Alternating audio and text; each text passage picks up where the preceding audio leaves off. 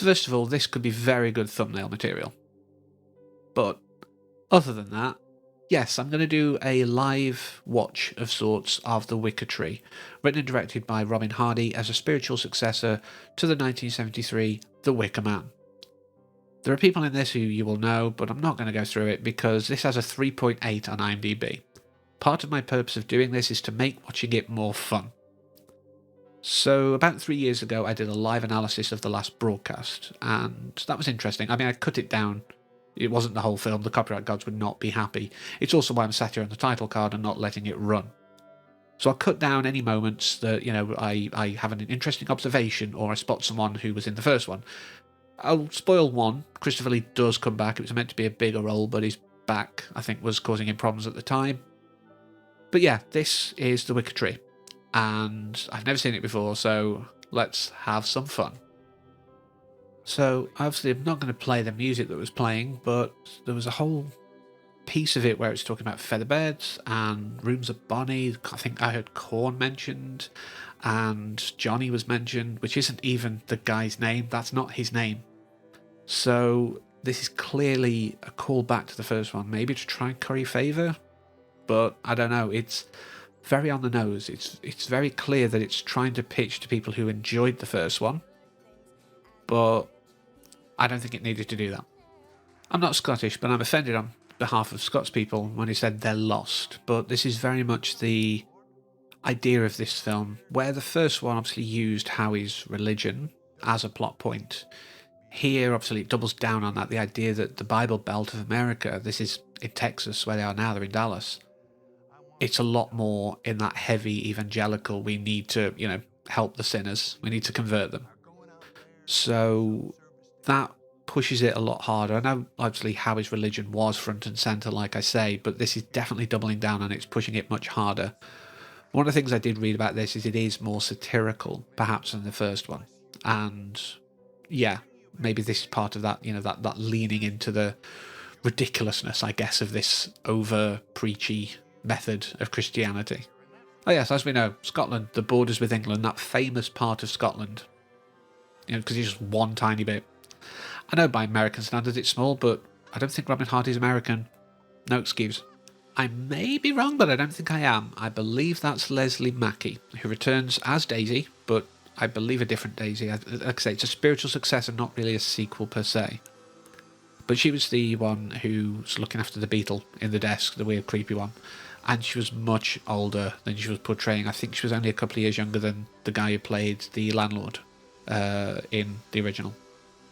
So a couple of things have recently happened. We have the introduction of Graham McTavish, who is a face that you would probably recognise, one of the few, and Clive Russell appeared, but it was a very bloody scene and YouTube's weird.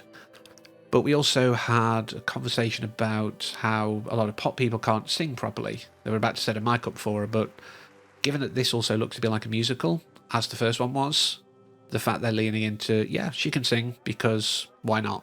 I respect that a lot. I'm totally here for it. I approve. And yeah, it's doing okay at the start, but we'll see how things pan out, shall we? So the song Treasure Trash Love has just played. Again, I can't really play it, but it's not good. It sounded mixed terribly, and it just didn't do anything for me. It was just leaning on the I'm an easy woman, like to try and give a contrast to how she is now. It feels forced. Maybe this is meant to be part of a satirical element of it. Like I say, this is meant to be more satirical than the previous one, but it's not winning me over. Not with that. Like the conversation that's just happened with Delia about, do you believe everything in the Bible? The fact that if people who have never even heard of Jesus because they live in some far off place that just hasn't had Christianity foisted upon it, they're going to bleed to death at the rapture or whatever it may be, simply because they're just unaware. There's a difference between willful rejection and ignorance in the proper sense. And I like that element, like this satirical element, this challenging that was there a little in the original, but if they double down more like this, that's definitely going to win points from me, let's put it that way. I believe the woman on screen, well, was just on screen, is Honeysuckle Weeks. That's not her character name. That's her actual name, and I'm definitely a fan. And whilst he's on screen now, by the way, Graham McTavish was apparently meant to originally be Christopher Lee. Well, not, you know what I mean. So Lachlan was meant to be originally played by Christopher Lee until the injury meant that he had to have a different role. So Graham McTavish took over, but he was going to be in Clive Russell's role. So there's a lot of shifting around. Would it have been better with Sir Christopher Lee, in the car right now with them? I don't know. We never got that version, and we never will now, sadly. But I'd be interested, if there's a parallel universe out there where it happened, I'd love to see that cut. If they're going to follow a similar idea of wearing them down, I guess, over time to make them more, I don't know, easy prey, I guess, amenable to the process, it does work to split them up so they don't have that unity, of the strangers in a strange land, as they say. So yeah, that's a good idea. If they are going to follow that idea of tempting them, etc., it's easy to do and they're separate. I respect that. I'm using this lull to talk about a scene that happened with Steve recounting biblical tales using cards. There's a lot of love to that. There's a lot of craft, and given the rating this has got, given what I've heard and seen about it, it kind of makes me more sad if this doesn't live up to the potential that is clearly being shown in certain scenes like that. I've not really mentioned, that the few people that I do know in this feel potentially squandered. But yeah, where there are scenes that are well crafted and well thought out, but the whole piece falls apart, that actually makes me sadder than if the whole thing's terrible. Like The Room was fun because it's all kind of terrible. That is at least bearable because you can laugh at it. Here it's seeing the potential squandered. Potentially. Like I say, we're still early days by all accounts, so we'll see how it plans out. I've just been very confused by an intimate scene, shall we say, where for some reason, for part of it, it was subtitled, even though that was very clear what was being said. I don't understand why, whether it's just something to make people sit there like I'm doing right now and feel confused. It succeeded, if that was its intent. I can't think of any other. Weird. Well, it's definitely the Willow analogue, but having Steve challenge her on her choices, shall we say, after he's just cheating on his partner, I understand that's satirical, I get it. Bit heavy-handed, though.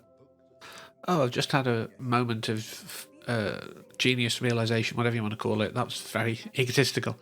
But I believe Nuada was the goddess mentioned in the original. I believe that was one of the two, and the other one was Avalon or something like that. I can't remember the exact words. And because this is a live reaction, I can't quickly look it up and splice it in. Maybe I'll do it in the edit. But yeah, Nuada, I'm pretty sure, was one of them. That was the regular goddess. So I like the fact they've brought it into this nuclear plant as a little nod back. I respect that. So instead of crops, we're talking about children being the problem here. That's interesting. I'm very concerned about how this is going to end up from being able to show bits. But we'll see what happens, shall we? I'm pretty good at making harmonies, and again, I can't really play this just to play it safe, but amazingly, this is theoretically the first time these people are really hearing these songs, so why are the perfect harmonies being created that quickly? Like I say, I'm not going to sound too egotistical, pretty good at doing them on the fly, but I've got to know the key, I've got to know how it's going to go, the rhythm of the song's got to be pretty apparent. There's nothing to say that all of these people are musically trained. So, yeah, it's...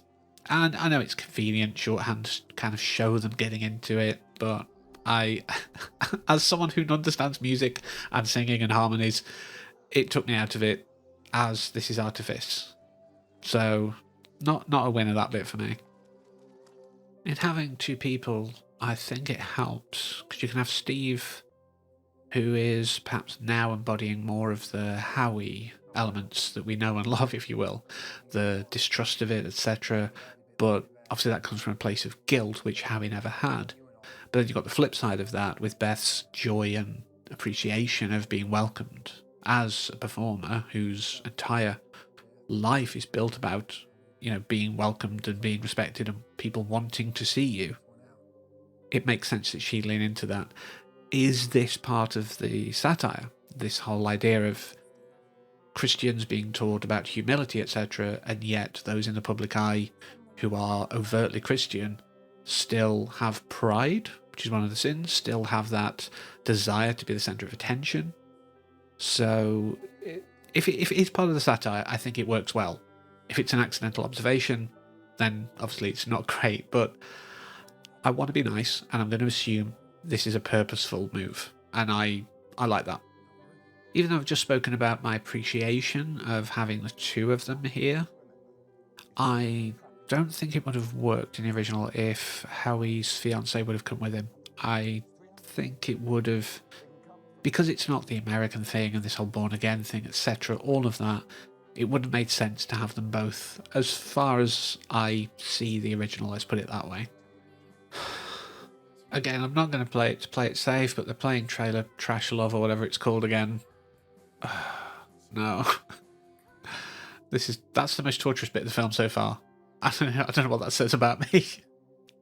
So the music that's playing now does not match at all really with the dancing. Maybe a little more now, but before it didn't particularly, and with Steve walking, it almost feels like they wanted a musical interlude that wasn't a song, and just used bits that they'd filmed randomly. I don't know.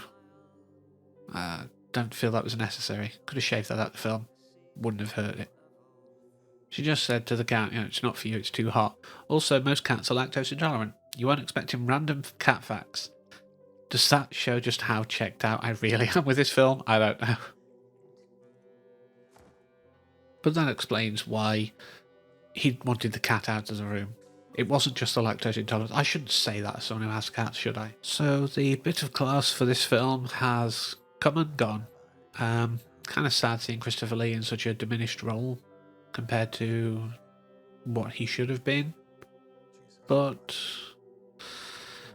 I don't know, being less associated with this might be a better thing for him in the long term.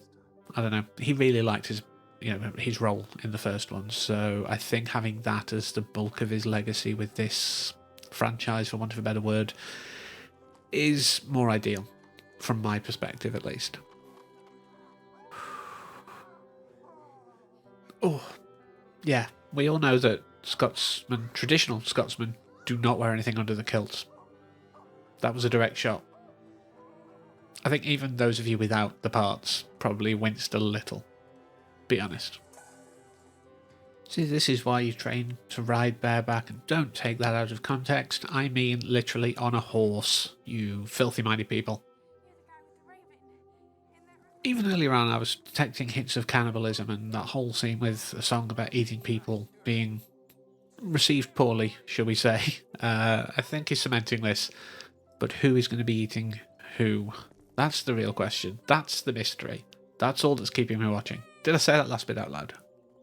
You're trying to tell me that if she's heavily sedated, just nudging the cart is going to potentially wake her up. Because if you are chemically under, it's probably not going to make that much of an issue. But that said, I'm not an expert in that field. I might be wrong, but it seems convenient if that's what they're going for. So obviously now she's up, and I think it's heavily implied that that knock is what woke her up. She was clearly already coming out of sedation then. To be that quick to get up, she was very close to being up anyway. So her escape would have almost been guaranteed, and therefore our good friend did not put enough sedation in that syringe. So I get what you were going for. You wanted it to look like there's hope of her escape, but it just falls apart when you think about it for longer than a second. So using religious fervour of his own against him. A little more heavy-handed again than the previous one, but that is the point of this. It is a lot more on the nose. That was kind of what they were going for. I think they went a little too far and heavily into it, but I do appreciate the idea, at least. I'm calling it now. She will be having Steve's child. I absolutely guarantee it. That will be the end. Is Lolly genuine, or is she kind of doing like a push here, like a test of resolve? I don't know. Okay, nice pivot to having that happen. I was not necessarily predicting it. This young Angus doing a Rowan here and leading her to actually being treated like the other May Queens. It feels very tacked on. It's almost like they wanted the best of both endings. Like, haha, she's beaten Sir Lachlan, but now she's still screwed. I'm happy to be proven wrong, but I don't think I will be. So yeah, that wasn't the best film in the world. Is it 3.8? I don't know. I'm not sure if it's much higher, let's put it that way. A lot of what it was trying to do, I think it tried too much. It was trying to be much more light-hearted and fun, I guess, than the previous one. It's trying to be a lot more satirical, trying to obviously, show that mirror of just how ridiculous evangelical approaches are in both, pagan and organized religion. But I don't know. If that didn't exist, I wouldn't feel the lack of it. And I think that's one thing to be mindful of. If you can just pretend something, or just remove something from existence, as it were, and you don't feel that you've lost out because of it, then it's not worth it. And this was that. I hope you've enjoyed this. This is a weird Christmas present, although there was a tree in this, and that's my justification. That's a Christmas tree now, the Wicker tree. So next week I'll probably put up my uni vlog that I recorded. It'll be a nice way to cap off the year before we start semester 2 and the new calendar year. But yeah, there's a lot of stuff down the line. I've got, Phantom Liberty, I've got my chair, I've got a team order that I've still got to do bits of, there's a few games that I really want to talk about. So yeah, there's a lot of stuff coming next year, so whatever you happen to celebrate, I hope you enjoy it, and if you don't celebrate at all, that's fine. Enjoy a rest while the world shuts down a little. But until next time, as always, thank you for watching, and take care.